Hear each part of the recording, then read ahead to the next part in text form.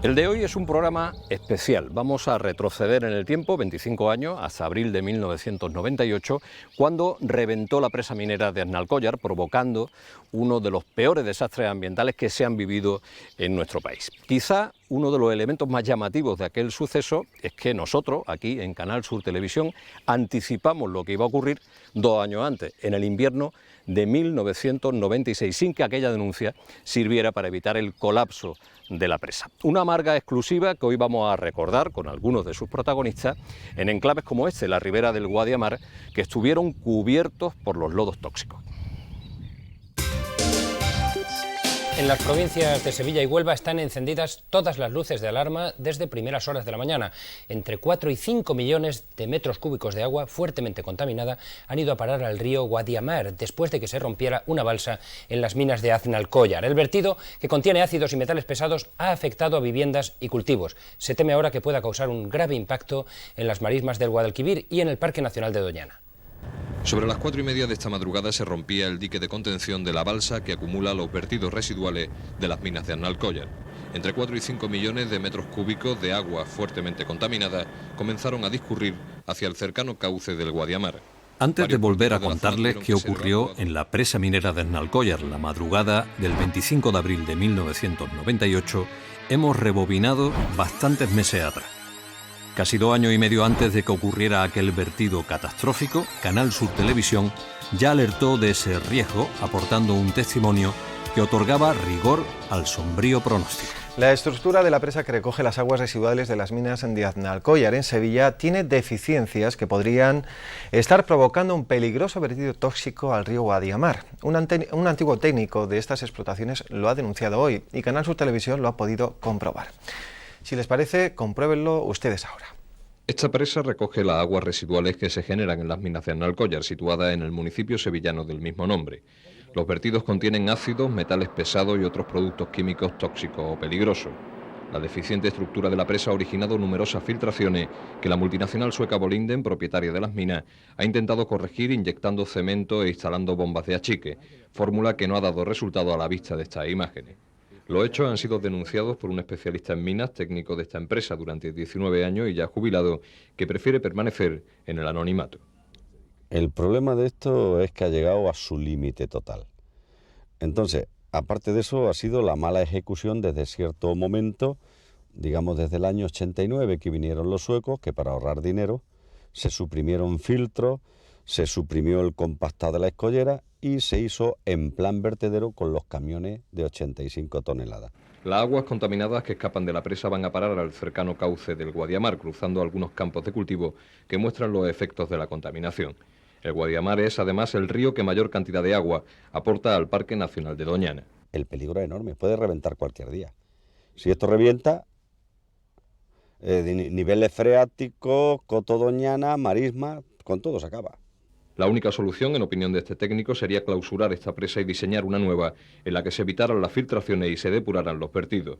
Los hechos han sido puestos en conocimiento de las administraciones central y autonómica, que no se han pronunciado hasta el momento.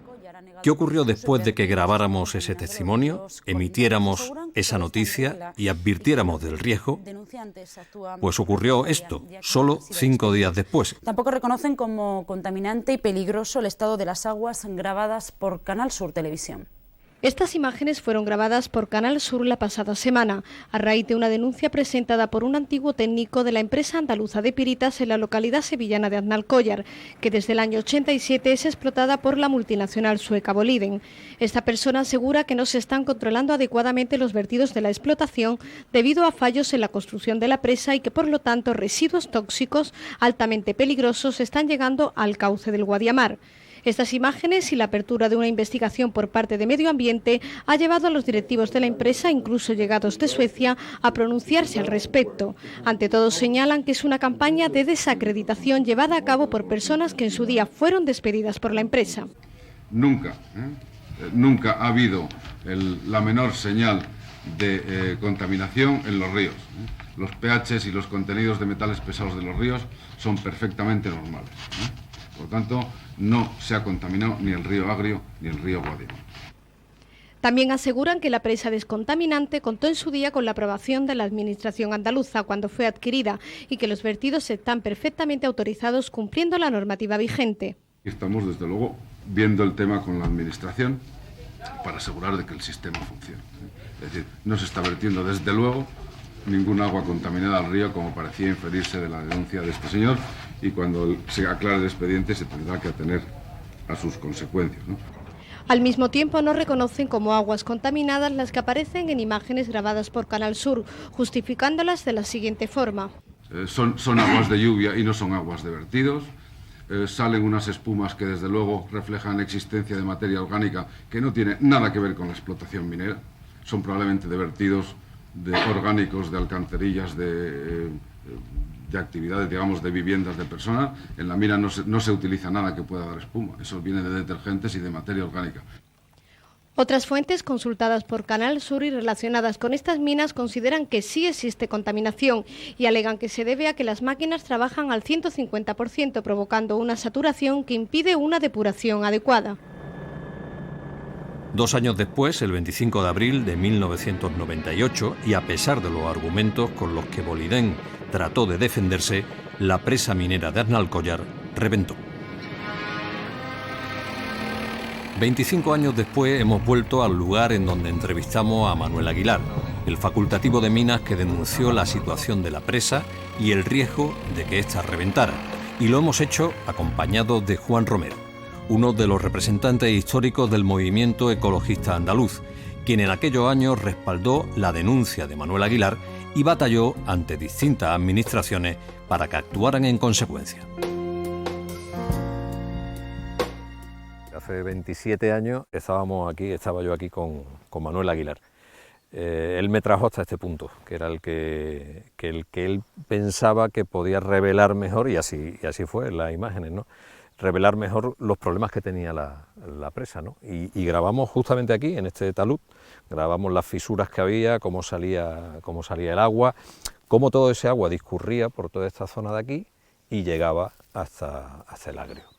Y luego, fíjate, en ese cortijo de ahí, 2 años después, en el 98, el día de la rotura, el 25 de abril, estuvimos en ese cortijo, que fueron de los primeros que escucharon.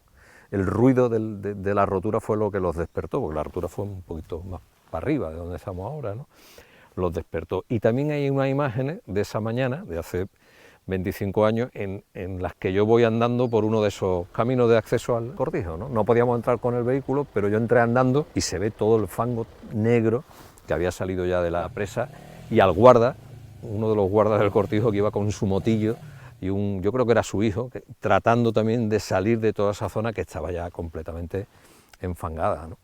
A pocos metros de este punto, donde hoy se conservan como testigo algunos restos del muro original de la presa, fue donde ésta colapsó, originando un desastre del que Juan Romero nos da algunos detalles, explicando causa y consecuencia. Aquí está el punto de rotura, exactamente aquí, ahí está el río, muy cerca, y ahí tenemos el testigo de la altura que tenía el muro y los materiales que se habían empleado. Que no eran los adecuados para contener todos los residuos. Exacto, mineros. Eso eran estériles de las escombreras, eran materiales impermeables, eso no compactaba, eso tenía muchísimas filtraciones, como denunció Manuel, y como ustedes concretamente en el 96 pues habíais recogido de las filtraciones y de la posible rotura.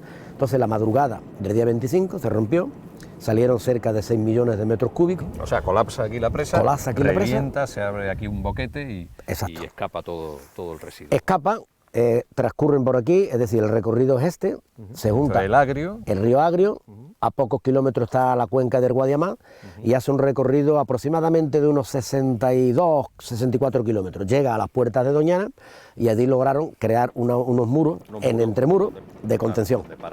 Evitaron que el vertido entrara en el corazón de Doñana. Estos fueron crónicas anunciadas y denunciadas, y además se dijo y se advirtió que se podía romper. Y se rompió, y no pasó absolutamente nada. Lo triste es que aquí hay el 80% de los lodos están aquí enterrados. Siguen aquí debajo. Siguen aquí debajo. En el subsuelo, si no hay controles, las filtraciones son permanentes. Un cuarto de siglo después, a Juan le sigue pareciendo increíble que nadie actuara a pesar de las denuncias, y que hoy todavía se esté reclamando el coste casi 90 millones de euros que para las arcas públicas tuvieron los daños ocasionados. Se denunció en el juzgado de San Lucas. La Audiencia Provincial de Sevilla lo archivó. Se presentó una queja a la Unión Europea, que tenemos copias ahí de las denuncias, las vamos a ver. Y la Unión Europea también archivó. Sí, aquí archivó todo el mundo. Aquí nadie quería ver la realidad del conflicto que había en cuanto a temas de filtraciones. Y que esta balsa se denunció y se dijo 1000 veces que se podía romper. Y se rompió, pero no pasó absolutamente nada. Y lo más triste es que vamos a pasar páginas sin saber realmente quién fue. Bueno, los responsables lo sabemos quién fueron, pero sin que haya exigencias de responsabilidades de ningún tipo. Es decir, vamos a pasar página con una impunidad absoluta. Tampoco le falla la memoria a Feliciano Pérez, al que entrevistamos como concejal del Ayuntamiento de Aznalcóllar la misma mañana del desastre. La tristeza y la incertidumbre de aquellos días afloran con facilidad y también una cierta sensación de injusticia. La verdad es que ahora mismo lo piensas y sientes lo mismo, es una emoción muy triste. Es una emoción muy triste, primero, porque no sabíamos qué estaba pasando.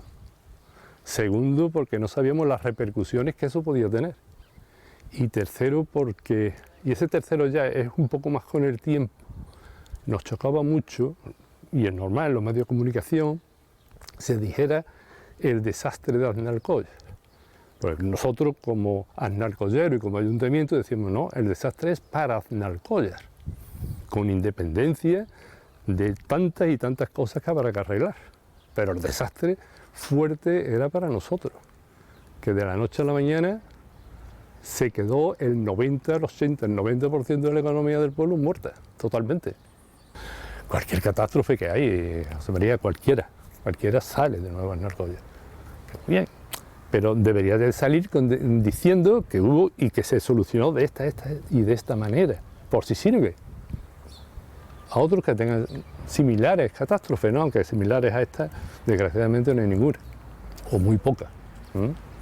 Para ver alguna catástrofe de este tipo tienes que irte donde no hay ni periodismo ni donde no hay nada. Aznalcóllar, como otros pueblos de esta comarca sevillana, sigue vinculada a los recursos mineros, pero Feliciano considera que si hay alguna lección aprendida de aquella catástrofe es que la economía de todo un pueblo no puede sostenerse en una única actividad. Para nosotros lo que más hemos aprendido es saber que no se puede estar en una economía, por muy pequeño que sea un pueblo, sea monocultivo. Eso está claro. Es imposible. Tú puedes tener una mina, pero tú no lo puedes volcar todo en la mina, no porque pueda haber un accidente, porque es que la mina tiene duración 20 años, o 25, los que sean.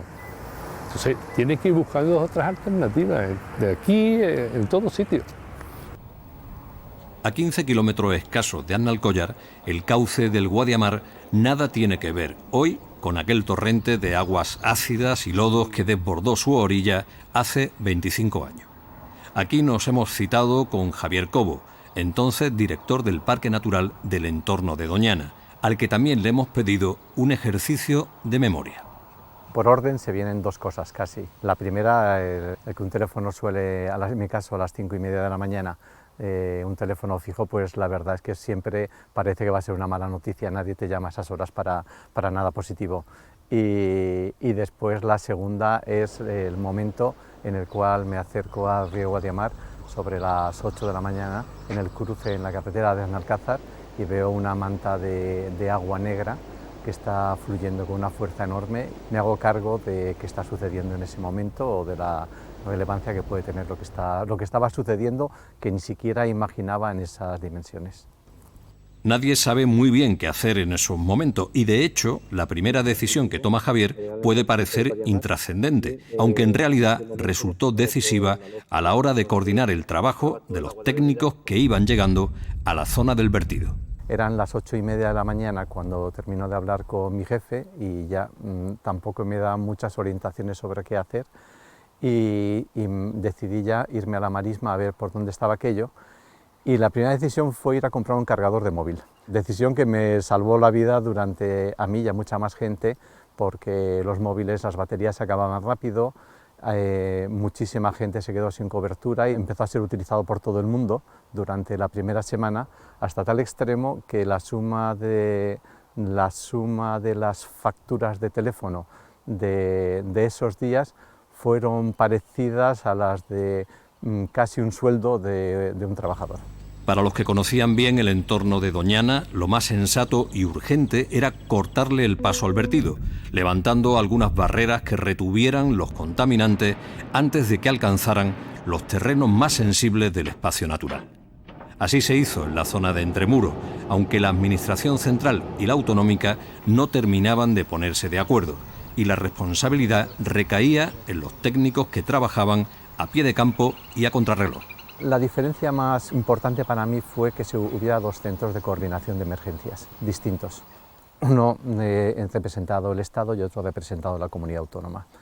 En un momento de una enorme indefinición, y aunque ya comenzaron ese mismo día los primeros intentos de engarzar un poco las decisiones en ambos lados, pues las decisiones de temas hidrológicos, que es un tema que me implicaba mucho a mí porque yo era consciente de que estaba cerrando un cauce público, cosa que no tenía muy claro que eso estuviera dentro de mis competencias, o igual no tenía nada claro que fuera parte de que era una cosa, pero por otro lado tampoco esa administración estaba allí. Ese tipo de cosas que a nivel de relación personal con la Confederación y con el parque y con todos los que estaban dependiendo del gobierno era magnífica, pero implicaba que las decisiones que se tomaban a veces no eran las mejores o no estaban fundadas. Pero bueno, ahí sí nos bandeamos, nos conocemos todos y nos bandeamos sabiendo, al menos te permite saber hasta dónde puedes llegar o hasta dónde puedes contar con otros y demás, ¿no? Más allá de aquellas actuaciones de emergencia, las primeras evaluaciones científicas ya señalan la necesidad de emprender una tarea que entonces parecía colosal y que pasaba por la retirada de los lodos que se habían ido depositando a lo largo de todo el cauce del Guadiamar. Una bomba de relojería que era necesario desactivar. En el ámbito natural lo que veíamos, al menos yo veía, era que había un riesgo, si no se quitaba todo, de que Doñana durante siglos fuera un sitio donde llegara de forma recurrente las grandes cantidades de contaminación por metales pesados, porque la cantidad de lodos depositados aquí, su lógica natural es que acabaran por el río Guadiamar en Doñana. Llegado a este punto, el papel del Consejo Superior de Investigaciones Científicas resultó decisivo. Sus informes sirvieron para precisar la gravedad de la situación, suscribir la efectividad de algunas decisiones y, sobre todo, ayudaron a que todas las administraciones se pusieran, por fin, de acuerdo.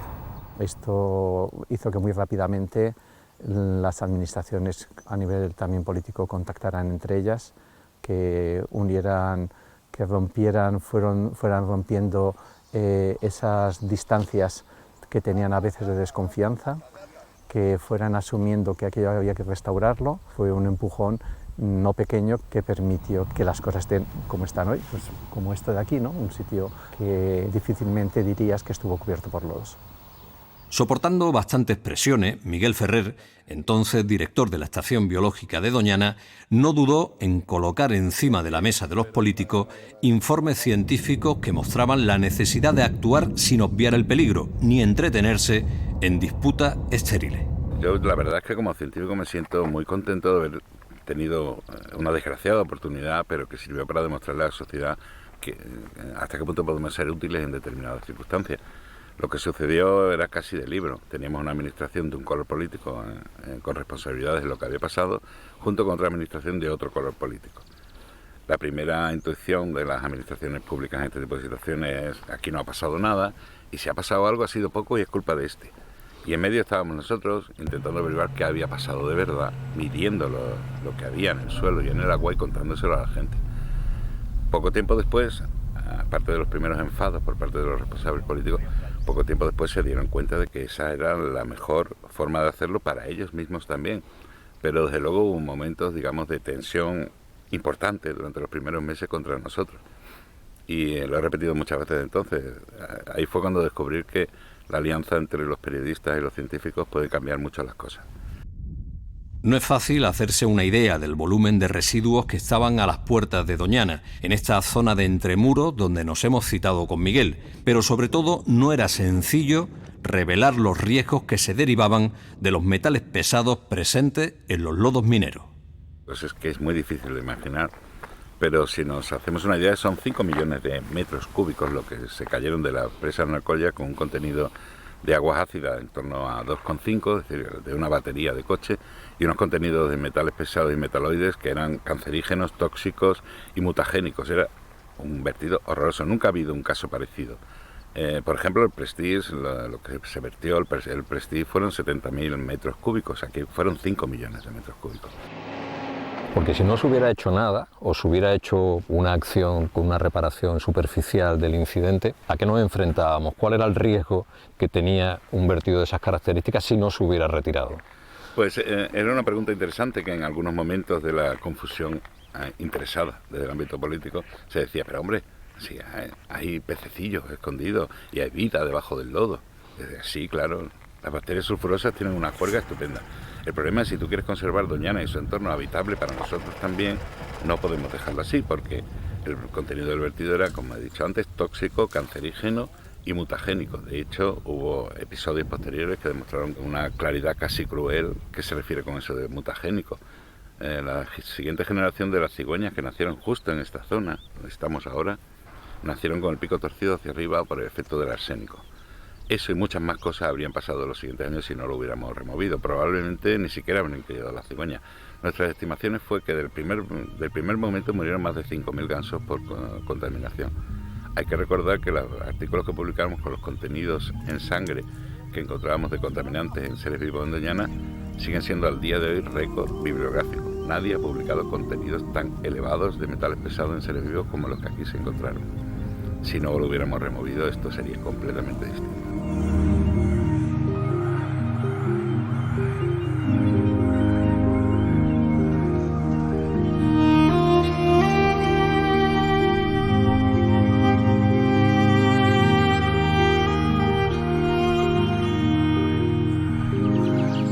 Hoy las amenazas que hipotecan el futuro de Doñana son otras y tienen que ver sobre todo con la gestión del agua en un escenario de cambio climático y excesiva demanda de un recurso escaso. Sin embargo, el núcleo del debate sigue siendo el mismo, ese falso dilema que enfrenta la conservación con el desarrollo en este territorio tan frágil como valioso. Aprendí mucho de lo bueno y de lo malo que sucede cuando hay una catástrofe de esta. Alguna cosa que me llamó la atención es que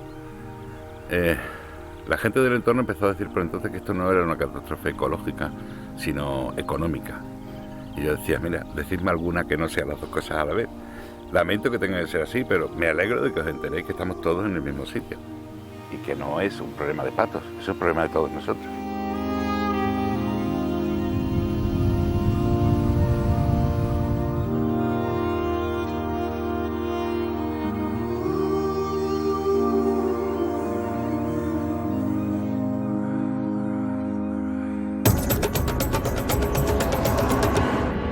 Doñana vuelve a estar en nuestro foco de atención, aunque ahora sea la escasez de agua y el áspero debate en torno a su gestión el escenario que más preocupa a científicos y conservacionistas, hasta el punto de haber provocado una agria polémica en el ámbito político. Volveremos a vernos como siempre aquí, en Espacio Protegido, en Canal Sur Televisión, en las redes sociales y también en canalsur.es. Tendré que navegar contra marea que tratan de arrastrarme hasta el final. Más quiero yo volar con alas nuevas que iré haciendo de acordes y al compás del ritmo, y tiraré semillas a la tierra, semillas que muy pronto brotarán y traerán amor y llevan guerra que traiga redención y libertad.